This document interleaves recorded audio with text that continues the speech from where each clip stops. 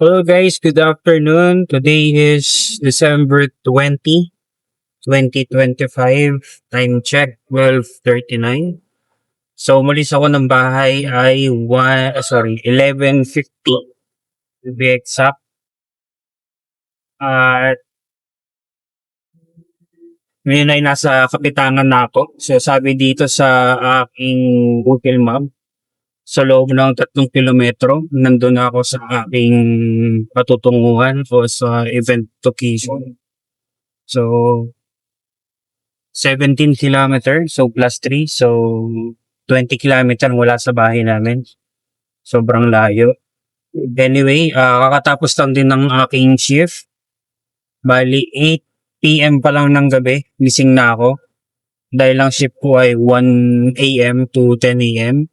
So after ng 10 a.m. shift ko, nag-ayos ako ng gamit sa photo booth. And then, kumain muna bago kumayak. At eto ako ngayon, pupunta sa aking photo booth. Papakita ko sa inyo kung paano ako mag-set up and everything. Tingnan natin kung ano mangyari sa araw na to. Dahil antok na ako. At gusto ko nang matulog na napipikit na ako. Buti na lang may camera. Dahil kunyari may kausap ako pero wala naman. But anyway, sana ma-enjoy ko tong araw na to. So, bali naka 22 kilometer ako. Nandito na tayo sa venue.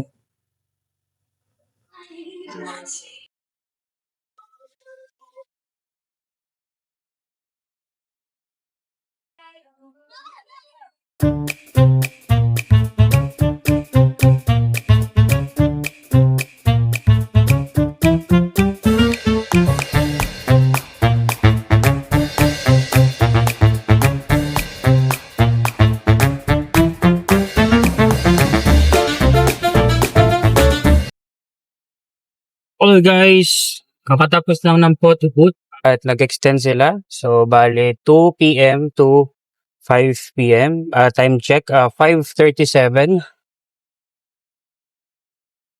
Grabing kaliblig naman yung tinuro sa akin daan. Pero at least malapit at shortcut.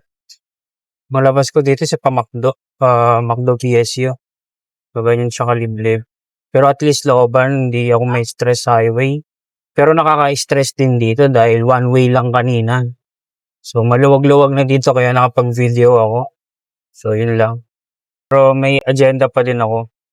Tadaanan ko yung isa kong dating teacher, isang kaibigan na soft opening niya ngayon ng tawag dito,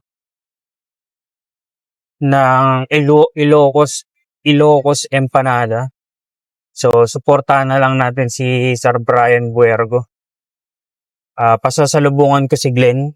Siguro bili ako kahit 2. Para naman at least, di ba? We support the business of Sir Brian Buergo. Ayan, dito ko dadaan sa bayan ng Malolos dahil ayaw mag-highway. Nung nakita ko sa diversion, sobrang traffic. Hindi baling malayo tong dadaanan ko. At least di ako stress. Dire-diretso lang. Kaya pa naman ang e-bike So anyway.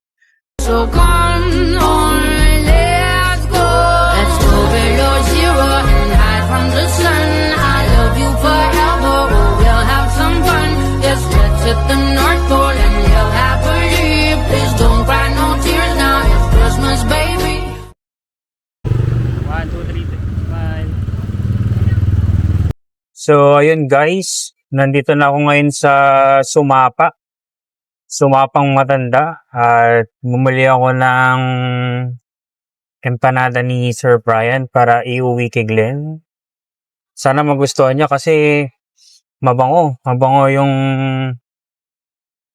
yung empanada niya, Ilocos. So, hindi ko siya mako-consider na Ilocos empanada dahil nasa Malolos siya at taga Malolos siya. So, ito ay Malolos empanada ni Sir Brian Buergo.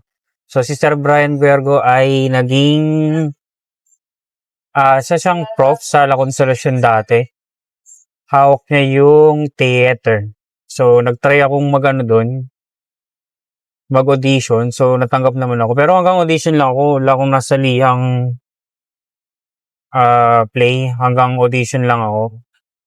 Yun lang yung mga ganap ko. So, basta naging part ng senior high school ko, college life ko, yan, mga solid yan, mga legit. Kumbaga, walang tapon na araw. Lahat ng araw namin ay masasaya, sama-sama. Especially, yung yung tropang Joldies. Yan. Kaso wala na kaming time sa isa't isa dahil may mga kanya-kanya ng buhay. Yung isa, 12 oras magtrabaho. Yung isa, nagtaaral, nagtatrabaho. Yung isa, doktor na ata. Di namin alam. Wala kami balita. Yung isa, pumanaw na. Sino po ba di ko nababanggit? Yung isa naman, ewan ko, hirap ayain ni Lawrence. Ako ba dun? So yun, magkakaiba na kasi kami ng linya. Lalo ko. Ako ay empleyado, negosyante, at full-time na tatay. So nakakalabas lang din ako ng bahay kapag may photobooth na ganito. Or may kailangang ayusin na papeles, kunyari. Okay. Kaya yung mga time ko na umalis. So yun lang, nakita ko lang yung Baraswain kanina na na-miss ko lang. Binidyoan ko. Kasi sa tuwing nakikita ko yung Baraswain Church, naalala ko yung Tropa Joldies. Senior high school friends ko. Sila Jerickson, Lawrence, Johan, John Paul, Yobel, yun na pa ba kundi si Fredo, sila sila Sir Alvin yan, si Bay. Ay, naku, nakakamiss. So, yun lang. So, isa to sa malayong booking na natanggap ko. Si Ma'am Vanji, regular rate. Nag-extend ng 1 oras. Then, may transpo fee. Pandagdag sa aming ipon at the same time at 10% ng aming kinikita ay napupunta sa simbahan. Ayun ang maganda doon. So, hindi lang kami na-provide ni Lord. Na-provide din ni Lord yung savings. At the same time, yung 10% na kinita na-provide din sa church. So, ibig sabihin, maraming nakikinabang. Lalo kanina, ang ganda ng lesson. Christian event yung inatinan ko kanina. First birthday and dedication. So, sobrang solid, sobrang ganda ng preaching ni ate. Hindi ko alam kung sino yun. Pero shoutout sa'yo. Minulat mo ang isip ko kahit nagtatrabaho ako, pinapakinggan na kita. Ito ay patungkol kay Jesus at sa bata. Basta ang ganda. Ang ganda ng lesson niya about Jesus and the children. Ako'y antok na antok na. Gusto ko nang matulog. Pero kailangan pang lobatin tong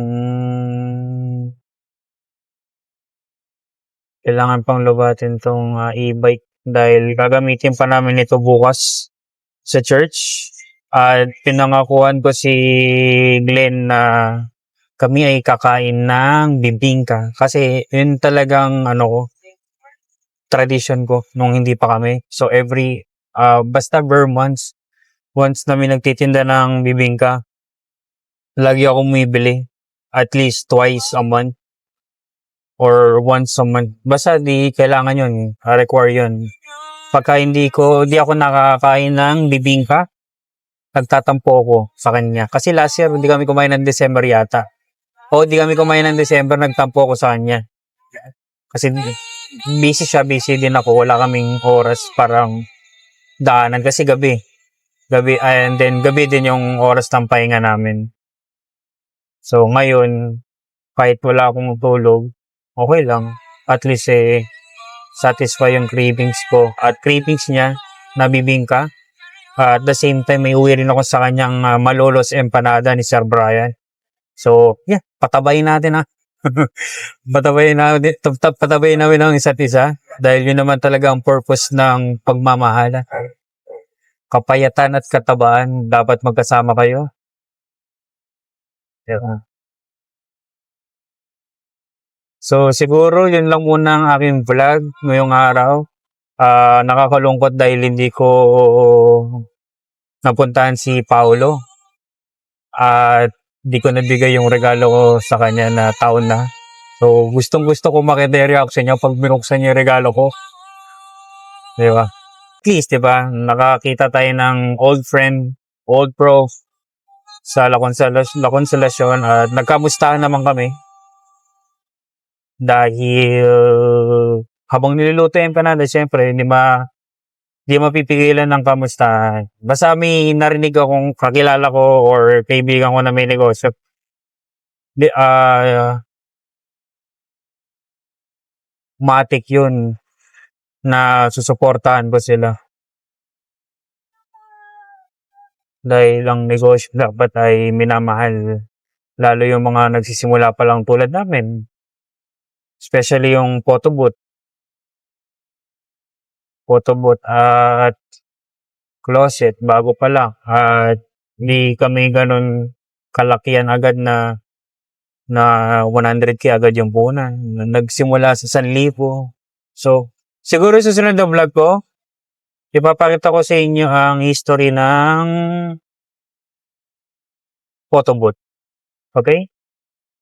So, yun lang siguro ang aking makukwento na next topic natin dahil last booking ko na sa 23. Sa amin lang naman yan. So, ikukwento ko dun ang dahilan or saan nagmula or bakit nagkaroon ng photo booth. So, yun lang. Maraming salamat and goodbye. See you when I see you guys.